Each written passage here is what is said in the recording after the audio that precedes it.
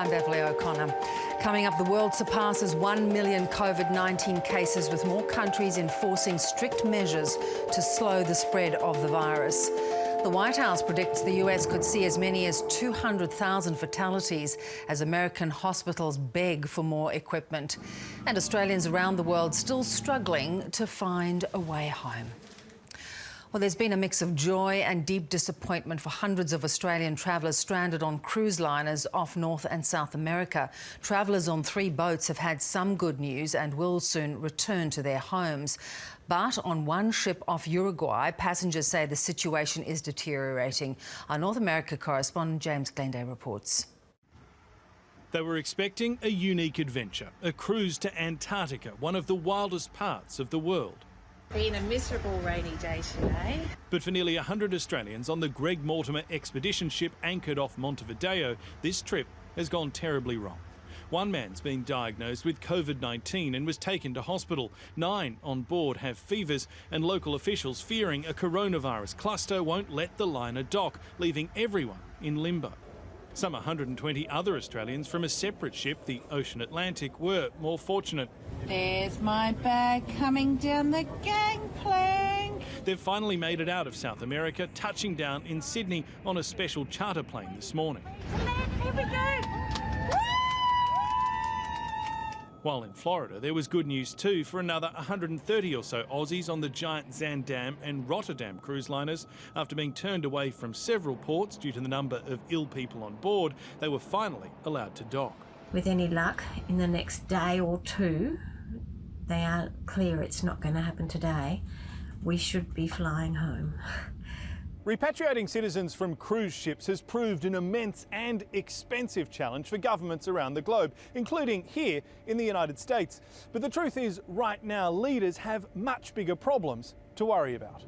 The US economy is crashing as businesses close due to strict social distancing measures. A record 6.6 million Americans filed for unemployment benefits last week and more than 10 million last month. We have 6 people living in this one apartment. 3 of them have gone home to be with their families. Gold Coast woman Chelsea Blocky was laid off. She has no savings and can't afford a flight home. I'm a hard worker, so I was like, that's never going to happen. You know, I'm never going to get laid off. And I mean, who ever really sees this coming?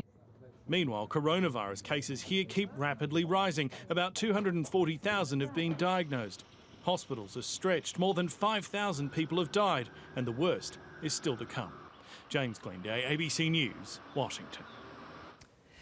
Well, the White House's dire prediction of at least 100,000 coronavirus deaths has jolted the nation, prompting more states to issue stay-at-home orders and more volatility on Wall Street.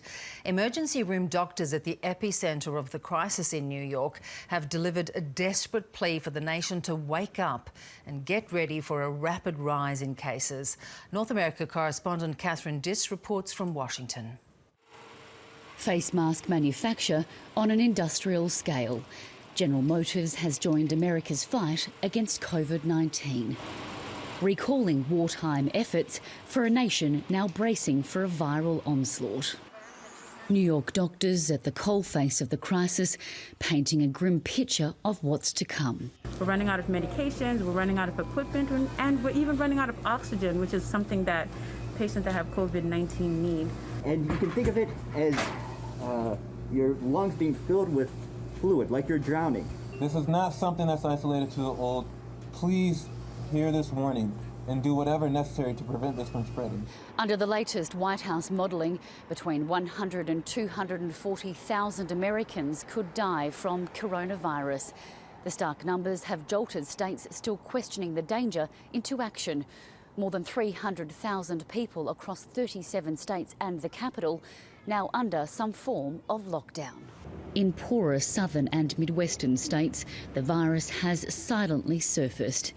There are now hotspots in some of America's poorest cities, Louisiana and Michigan among the states facing a rapid spread. Catherine Diss, ABC News, Washington. In the UK, the death toll continues to rise as Prince Charles recovers from COVID-19 but remains in isolation. Britain's government, meanwhile, has set out an ambitious new testing strategy with the acquisition of millions of swab and antibody tests. One British surgeon, though, is labelling his government's response as shoddy from the start. Here's Europe correspondent Samantha Hawley. Health workers line up for a COVID-19 test. With the pandemic worsening, the ones who are cleared can get back to work in hospitals where they're desperately needed. But Britain's failing to meet its target for testing. The need emphasised by the Prime Minister from isolation in Downing Street. And I want to say a special word about testing because it is so important. And as I've said for weeks and weeks, this is the way through. Surgeon Mark Gallagher has seen the problem from both sides. After testing positive, he took his self-isolation seriously. So I've stuffed this gap with a T-shirt. The gap around the side of the door is much smaller. I have sealed that gap by folding up pieces of paper like this. Now recovered, he's unimpressed with the way the pandemic has been handled.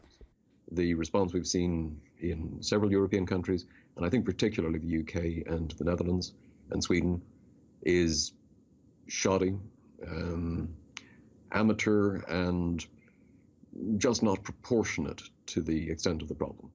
Prince Charles has also sent a message from isolation. He says he's come through the illness, but being cut off from family and friends is distressing. Let us try and live with hope and with faith in ourselves and each other, look forward to better times to come. The UK will have to get through the pandemic without one of its great summer traditions. The All England Tennis Club has cancelled the championships at Wimbledon for the first time since the Second World War. Samantha Hawley, ABC News, London. Well, Spain is now one of the worst hit countries in the world, with the nation's death toll now over 10,000. Hospitals in at least half of the country's 17 regions are at or very near their ICU bed limits, and medical workers make up 14% of those infected. In Italy, the number of deaths continues to grow even as the rate of new infections begins to slow. Italian police salute a convoy of army vehicles transporting bodies. Another day, another 756 people die. The grim toll is now nearing 11,000. In Naples, a priest leads mass from the roof of a church. The neighbourhood congregation gathers on balconies to pray. In Cristo Gesù nostro Signore, Amen. Police deploy their eye in the sky to check on people disobeying the lockdown. And on the ground, the police are also deploying water cannons, normally used to disperse protesters, but now to sanitise the streets. 250,000 face masks are flown into Venice, where the health system is collapsing under the strain.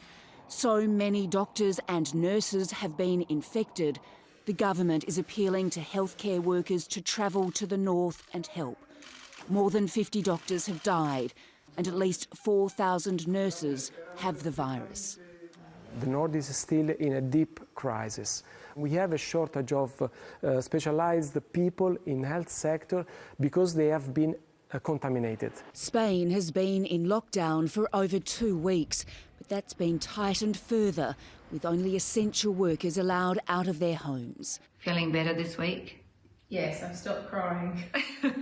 Australians Natalia Lang and Mandy Keillor have called Spain home for 14 years. Now life is very different. It's not a situation like that you can talk to anyone and someone give you advice on how to handle it. It's just a matter of we're all looking at each other going, oh, yeah, okay. Yeah. Funeral homes can barely keep up with demand. We are multiplying by 6 the number of normal services we perform in that area. But the nation's health officials say it's not all bad news. The increase in cases was about 20%, and since social distancing measures began, it's 12%. With the toll climbing around the world, France and the US have reached an unwanted milestone, recording more than 3,000 deaths. Cheering continues from windows across Europe for the doctors and nurses who've become heroes. 12,000 healthcare workers in Spain are now ill with the virus, but they're not being taken for granted. Samantha Hawley, ABC News. In Indonesia, the government's been warned the coronavirus death toll could top 140,000 unless urgent measures are taken there. But many Indonesians are already struggling to deal with the dead, and tensions have spilled over in some areas, with villages rejecting the bodies of those who have been infected. Our Indonesia correspondent Anne Barker reports, and just a warning, the story does contain confronting images. A family mourns the death of a young woman, almost certainly a victim of coronavirus. Hospital staff returned her body wrapped in plastic to prevent infection. But in keeping with Islamic tradition, family members removed the wrapping to prepare her for burial, oblivious to the risk. Tensions have erupted in some areas where villagers are rejecting bodies for burial. But experts say Indonesia faces a vastly higher death toll within weeks if it fails to impose much tougher measures to curb the spread of the virus. The official number of dead is 136 and more than 1,500 ill, half of them in the capital. A report prepared for the government estimates that under current restrictions there could still be 144,000 deaths by the end of this month. Tougher measures to enforce social distancing could save nearly 100,000 lives, while extreme restrictions, including a lockdown, would reduce the death toll further to about 12,000. The government has flagged measures to restrict the movement of people, but it's stopped short of a ban, even as thousands abandoned Jakarta for their home villages ahead of the fasting month of Ramadan. Please postpone your homecoming because the virus will be carried to the villages. Humans take it with them. Instead, the president has rolled out billions of dollars in welfare spending and tax relief to help the poor and vulnerable. It might protect their incomes, but it may not save lives. Anne Barker, ABC News. Well, Australia will take part in 2 joint international efforts to offer emergency medical aid to the Pacific. The first shipment will leave from Sydney to go to Fiji this weekend, while the second will see Australia work with UNICEF and the World Health Organization. It's feared the impact of COVID-19 in the Pacific could be disastrous. Health systems there are already struggling, even without the burden of a pandemic. Here's Natalie Whiting. This tropical paradise has been declared a major disaster. I think we're past the point of panicking. There's still some fear in the air, of course. The US territory of Guam has recorded 58 cases of COVID-19, almost half of all of those in the Pacific Island region. And there have been dire warnings about the health system reaching critical care breakpoint. I think time over the next 10 days is critical. I think this is going to tell whether or not our hospital will be flooded with more sick people that's coming in. There's a shortage of personal protective equipment, but that's something local volunteers are helping with. So we're focusing more on sewn cloth face masks and then 3D printed face shields.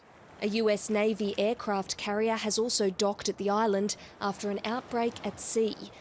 More than 100 cases of coronavirus have been recorded across the Pacific. Several countries, including some that are yet to even record a case, are closing borders or declaring national emergencies. The preemptive action is vital for countries with weak health systems. Papua New Guinea has declared a 14-day state of emergency after one confirmed case. The Australian government has said it will reconfigure its aid to the region to ensure critical health systems continue to function and to help manage the economic fallout. The impact of global shutdowns on these developing economies will likely be severe. From Guam, there's still a message of hope. So if we can all work together, fight a common enemy, and we'll win. Pacific Island nations will be hoping for a united front in that fight. Natalie Whiting, ABC News. Well, Taiwan is seen as one of the few places that successfully stemmed the spread of coronavirus without using draconian measures. But despite its efforts, it's still effectively locked out of membership in the World Health Organization due to its complex relationship with China. It came to a head recently when a top WHO official appeared to avoid questions about Taiwan in a television interview that has sparked accusations of bias. Here's Sean Manteso. Would the WHO consider Taiwan's membership? It was the question to Dr. Bruce Aylward, the co-lead of the World Health Organization's joint mission on COVID-19 in China, that was met with stunning silence. I'm sorry, I can't hear. I couldn't hear your question. Okay, yeah. Let me repeat the question. No, that's okay. Let's move to another one then. Right, because I'm actually curious on talking about Taiwan as well, on Taiwan's case. And then the awkward exchange and its abrupt end, first aired on Hong Kong's RTHK network over the weekend, has provoked a fierce backlash from Taiwan and its supporters. Taiwan and the WHO have been at odds. The self-governed island says the health body has been too deferential to Beijing, which considers Taiwan a part of China. Beijing's objections have prevented Taiwan from becoming a member of many international bodies, including the WHO. Taiwan's foreign ministry tweeted that the WHO couldn't even utter the word Taiwan and urged the body to put politics aside to deal with the pandemic. The WHO has issued a statement saying Taiwan's membership is a matter for member states, not WHO staff. It reiterated that it was working closely with all health authorities dealing with the pandemic, including those in Taiwan. But Taiwan disagrees. In the early days of the outbreak, Taipei claimed the WHO ignored requests for help and advice, putting lives at risk. The self-governing island has since been lauded for its successful handling of the outbreak, with its total number of cases hovering around 300. There are strict quarantine measures in place for people returning from overseas, and people who flout the rules face massive fines of up to $50,000. The COVID-19 pandemic has opened up a new front in an already bitter rivalry between Taiwan and China. The WHO is claiming neutrality, but for many in Taiwan, that claim is becoming harder to believe. Sean Manteso, ABC News. Authorities in Malaysia have apologised for a campaign advising women on how to avoid domestic conflicts during lockdowns. The online posters urged wives to dress up while working from home and not to nag their husbands. Not surprisingly, it sparked a row on sexism across the country. Here's Yvonne Yong.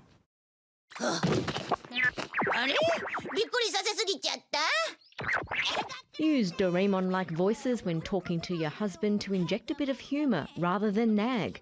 Wear makeup and dress up when working from home. Refrain from being sarcastic if men need help with house chores. Advice from Malaysia's Women's Affairs Ministry to keep the peace during COVID-19 lockdowns. Reaction on social media, where these posters appeared, has seen outrage and backlash from many. Honey Tan tweets, "This is what Rina, our Minister of Women, Family and Community Development, thinks. No tips on how to deal with domestic violence." Another user points out it's even got a hashtag just in case you weren't convinced that all the onus is on women to make everything okay. It's extremely condescending both to women and men, says one women's rights group. These posters promote the concept of gender inequality and perpetuate the concept of patriarchy. Rights groups around the world are warning that lockdowns due to the pandemic will see a rise in domestic violence, with victims trapped with their abusers. According to local media, since the start of Malaysia's partial lockdown, a government hotline that helps domestic abuse victims and vulnerable children has received nearly 2,000 calls. That's more than double the usual numbers. In China, the hashtag anti-domestic violence during epidemic has been used thousands of times on social media.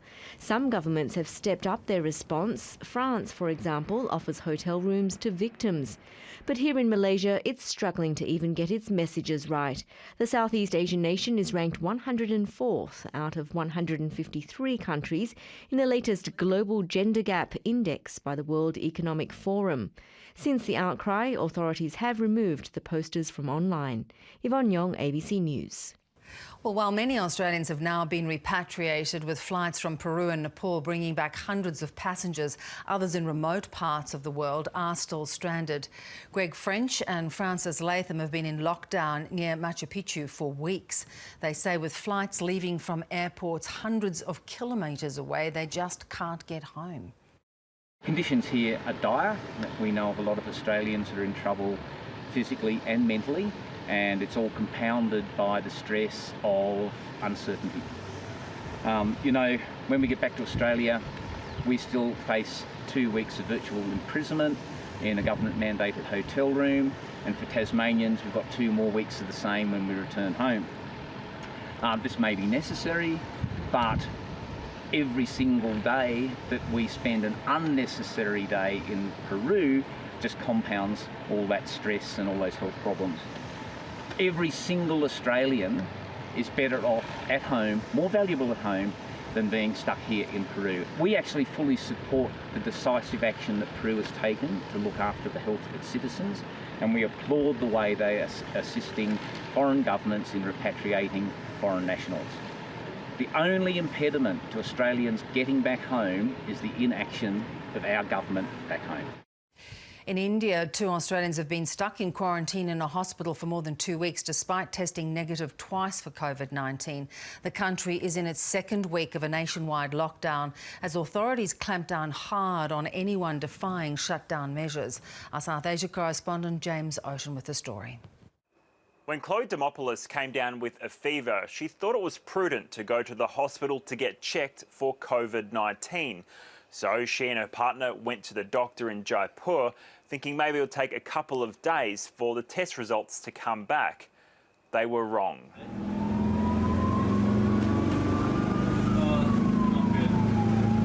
The pair were rushed to a public hospital in the back of an ambulance. Upon arrival, they got told they would have to stay overnight. Now, 17 days later, they're still stuck there. That's despite each being tested for COVID-19 twice. Yeah, it really sucks, and we feel like we've just been lied to a bunch. Like I think they, 99% knew that they were keeping us for at least 14 days when we first arrived at the hospital. And they kind of told us, no, just stay here till tomorrow. The couple feel increasingly anxious as they watch more and more ambulances arrive with COVID-19 cases. But now it's getting really serious and people are getting, the tensions are a lot higher. There's a sense of urgency that I think that, higher authorities need to respond to immediately. The federal government here has been adamant that the national lockdown will end on April 14. But with the number of cases still on the rise, we're seeing neighbourhoods being put into containment, which is like a lockdown within a lockdown. It's now becoming increasingly accepted across India that restrictions will have to be gradually lifted after mid-April. Hungary's Prime Minister Viktor Orban can now rule by decree after the nation's parliament passed a law granting him wide-ranging powers to tackle the pandemic. But critics are alarmed the powers come with no time limit and could be used to muzzle the free press. Like much of Europe, the streets of Budapest are empty as the COVID-19 pandemic sweeps the continent. But many in Hungary fear a new threat may be emerging amid the crisis. Kérem, szavazzanak. In measures just approved by Parliament, where Prime Minister Viktor Orban's Conservative Party holds a majority, the country's leader can now rule by decree. With this law, the government gets a blank cheque, which removes the constitutional guarantee of parliamentary oversight. Other leaders in the EU have been granted similar powers, but most come with time and legislative constraints. Mr Orban can now pass legislation at will, including constitutional amendments, without votes from the opposition. Elections are suspended, and only Mr Orban can revoke the powers. But the government insists they are not a power grab. I'd like to make it clear again that, contrary to allegations, the extraordinary measures are related to the pandemic. Mr Orban and his government have already been censured by the EU, and he's faced criticism throughout his tenure for eroding the independence of Hungary's judiciary and media. If you look at the past 10 years, they've used their power to curb democracy and the rule of law. So we need some kind of guarantee that they're not going to do that again. These new measures also contain powers to imprison people for up to 5 years for spreading fake news, which critics say could be used to stifle criticism of the government. The EU has already warned these measures violate its principles. Europe will survive the crisis, but some are fearful Hungary's democracy may not. Medical facilities, of course, are facing a shortage of supplies as countries around the world struggle to cope with the pandemic. To fill this gap, many businesses are turning their attention to producing items like masks and ventilators. Andrea Nierhoff has this report. Right now, this is the most wanted item in the world. Faced with a global ventilator shortage, a group of Italian engineers has turned a snorkel mask into a breathing aid for COVID-19 patients. Using a 3D printed valve, the mask can then be connected to other machines. Keen to make the design as accessible as possible, the company put it on their website and embedded a clause in the patent to stop any potential profiteers. It appears to be working, with Italians donating scuba masks to local pharmacies to be turned into the devices. Many even started printing kits at home and delivered them to us. It's been a beautiful joint effort. It's in these difficult moments that the best comes out of us Italians. Across the world, other companies are also joining the effort to replenish hospital supplies. Vacuum maker Dyson is working to fill a British government order for 10,000 ventilators, and brands such as Airbus and McLaren are also looking at manufacturing them. From racing cars to designing breathing devices, Formula One team Mercedes has helped develop an apparatus that could hopefully keep people out of intensive care. Meanwhile, in the US, businesses like General Motors, General Electric and Ford are aiming to make tens of thousands of medical units in the coming months. I would never be able to live with myself if I didn't step up and do this, because I have the ability, I have the team, we have the resources here.